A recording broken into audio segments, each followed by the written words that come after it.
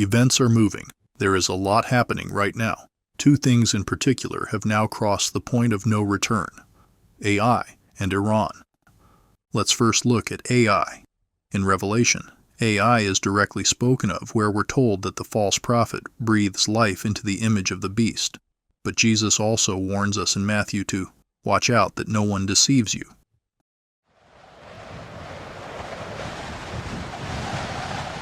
What you are seeing is not real.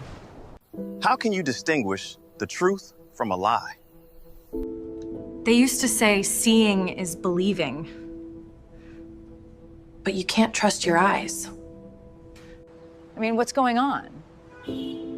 What if this artificial intelligence is leading us towards a very dark place?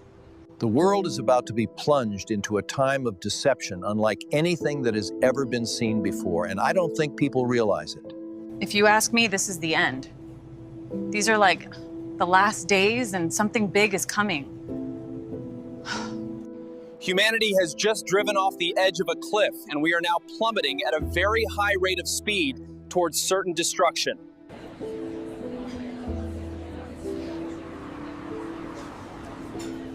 I am not real.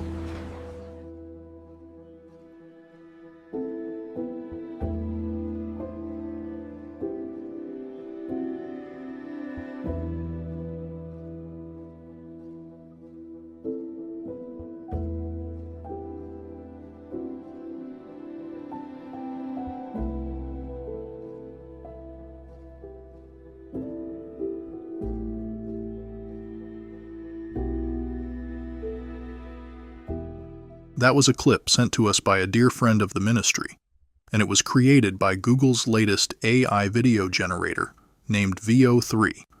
I'm sure by now you've seen or heard of it, because it's all over the news. We are no longer close to a time where you can no longer believe what you see. We are now at that time. The real scary part of this is that this is just what is released to the public. If this is what has been released to us, imagine what the government and companies like Google are actually capable of doing with AI. The time of deception that Jesus warned us about has officially begun, and it's just going to grow worse and worse. And now we come to this. Iran has continued to produce highly enriched uranium at a pace of roughly 1 nuclear weapons worth per month over the past 3 months, despite ongoing diplomatic efforts with the United States to negotiate a new nuclear deal, according to a confidential report by the International Atomic Energy Agency.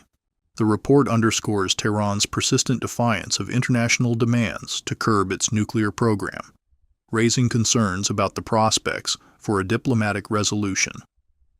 The report estimates that Iran's stockpile of uranium enriched to 60% purity has reached approximately 900 pounds as of May 15th. Uranium enriched to 60% is a short technical step from the 90% purity required for weapons-grade material.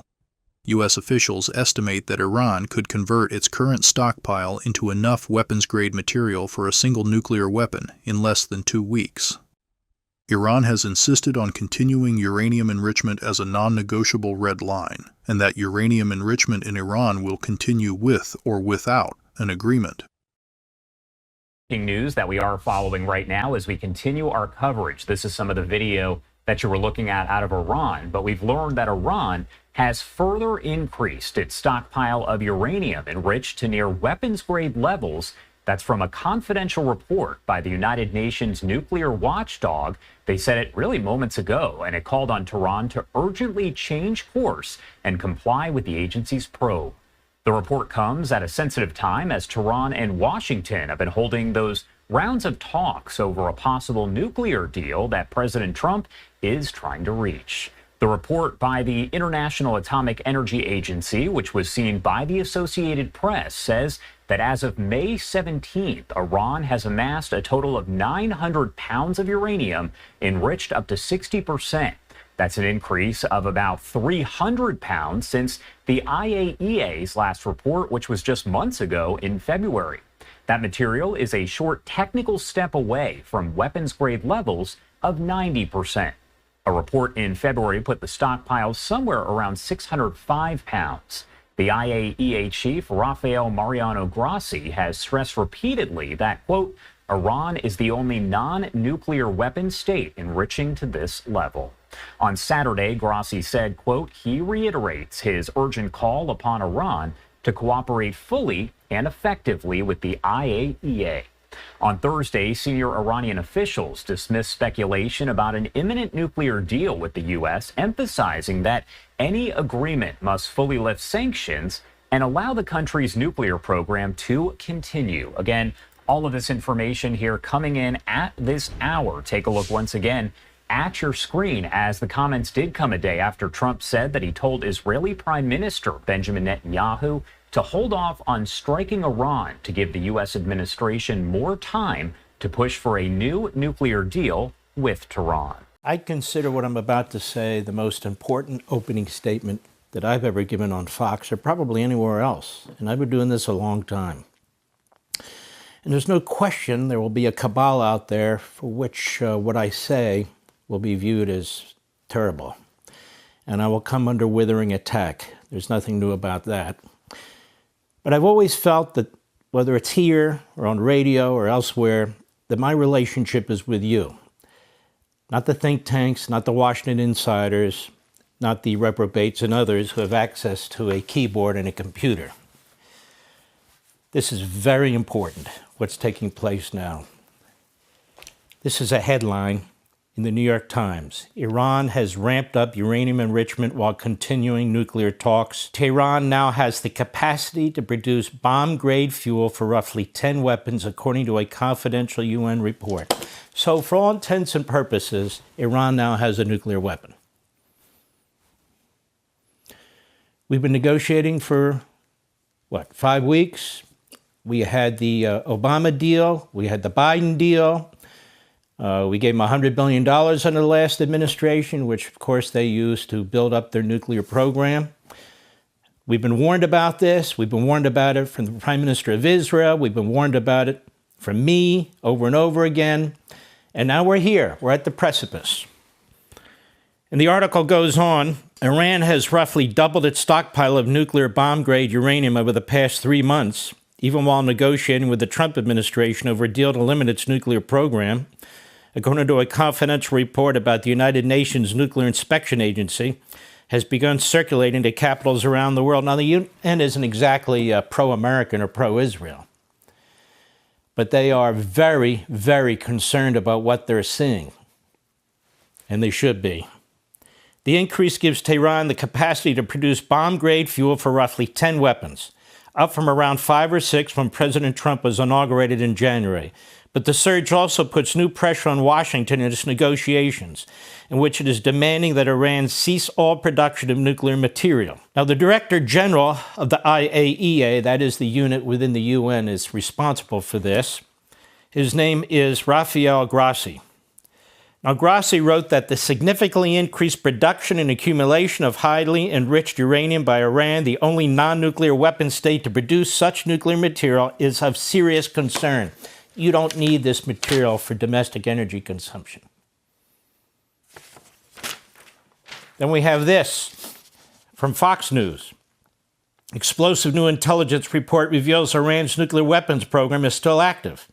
A new intelligence report claims Iran is continuing with its active nuclear weapons program, which it says can be used to launch missiles over long distance. The startling intelligence gathering of Austrian officials contradicts the assessment of the U.S. Office of the Director of National Intelligence. Director of National Intelligence Tulsi Gabbard told a Senate Intelligence Committee in March that the American intelligence community, quote, continues to assess that Iran is not building a nuclear weapon, and the Supreme Leader Ayatollah Ali Khamenei has not authorized the nuclear weapons program he suspended in 2003. Well, apparently she's dead wrong. Austria's version of the FBI, the Director at State Protection and Intelligence Service, wrote Monday in an intelligence report, quote, in order to assert and enforce its regional political power ambitions, the Islamic Republic of Iran is striving for comprehensive rearmament with nuclear weapons to make the regime immune to attack and to expand and consolidate its dominance in the Middle East and beyond.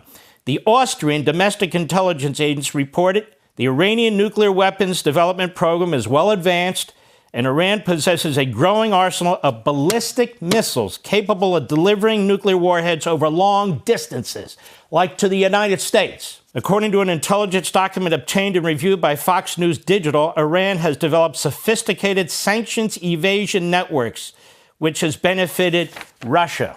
The Times of Israel, Vienna, Iran carried out secret nuclear activities with material not declared to the UN nuclear watchdog at 3 locations that have long been under investigation, the watchdog said in a wide-ranging confidential report to member states seen by Reuters.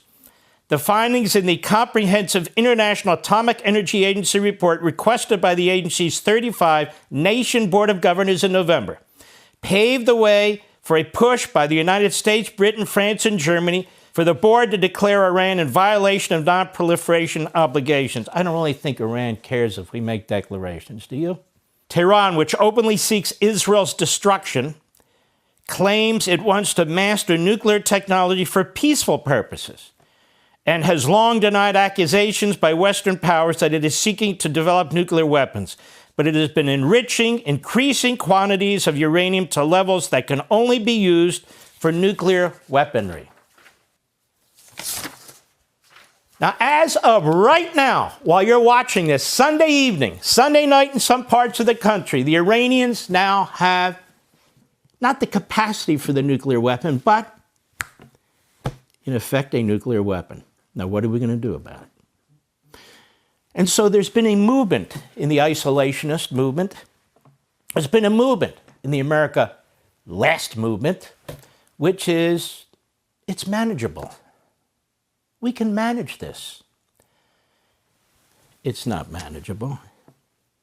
My first guest is going to be Zuhdi Jasser. In the West, we don't seem to understand the mindset of the Islamist terrorist Nazis. I don't know why. It's available. They publish it. They say it day in and day out. They've written books about it. I don't know why the media in America doesn't dig into those books and explain what we're up against. But I have, and I've explained it. It's a totally different ideology. Now, I said here about a month ago, even with communists and fascists, mutual assured destruction means something. But with Islamist Nazi terrorists, it means nothing. Nothing. They're willing to kill themselves for a greater cause. And in fact, as long as the West exists, whether it's the Jews in Israel or the Christians in the Middle East, or the entire West, Christian majority, America or Europe, as long as we exist, and that includes Muslims who don't buy in to the terrorist ideology, as long as they exist, well, then they can never go to heaven. They can never achieve what God wants them to achieve. And so they're not going to stop. They're not going to allow a piece of paper to stop them. And they are suicidal. It is a death cult. Mutual assured destruction doesn't work. This would be the first regime, a terrorist, Islamist, fundamentalist regime with a nuclear weapon. Now, is this what we want to see on our watch? Meaning our generation? Do we really care what the reprobates and the little cabal say from the Quincy Institute, founded by Soros and Koch and other extremists? Do we really care what they have to say? Or are we going to use our own brains? Look at history. History, we don't even have to go past 9/11 and see what took place. Listen to what they say. Read what they say. We want to avoid war. We want to avoid casualties. We want to avoid dropping bombs, but they don't. They don't. Neither do their communist Chinese supporters who are building up a military to destroy us. Neither does the inbred in North Korea, whose father signed agreement after agreement after agreement, just like the Islamic Nazis in Tehran have, saying they swear off nuclear weapons. We just need energy here. That's all. We gave them money too, just like we gave the Iranians. We signed documents with them too, so forth and so. This country should be united in its own defense. Nobody's dragging us into anything. It's not the Jews. It's not Israel again. No. Long-range, intercontinental, ballistic missiles with nuclear warheads are for you and me and your children and your grandchildren. That's what it is. And if they get them, they will use them in due course, if not sooner. They will change the entire Middle East. It seems there is no way around a strike on Iran now. All the delay has done is to make the events of Isaiah 17 inevitable. Anything short of a full military invasion will still leave this nuclear material in the hands of Iran, and we all know a full invasion isn't even on the table. There may not even be a strike on Iran. Isaiah 17 is coming fast. It will shortly be followed by Ezekiel 38 and 39. How we get there from here and what is the next event to happen, we do not know. The Bible tells us that Noah preached and warned that the end was coming for 120 years before he stepped onto the ark and the flood came. Jesus warned us that it would be like that. For decades now, going back to Hal Lindsey in the 70s, the warning has been given with ever-increasing urgency. Just like then, it will happen in an instant, like a lightning bolt out of the blue.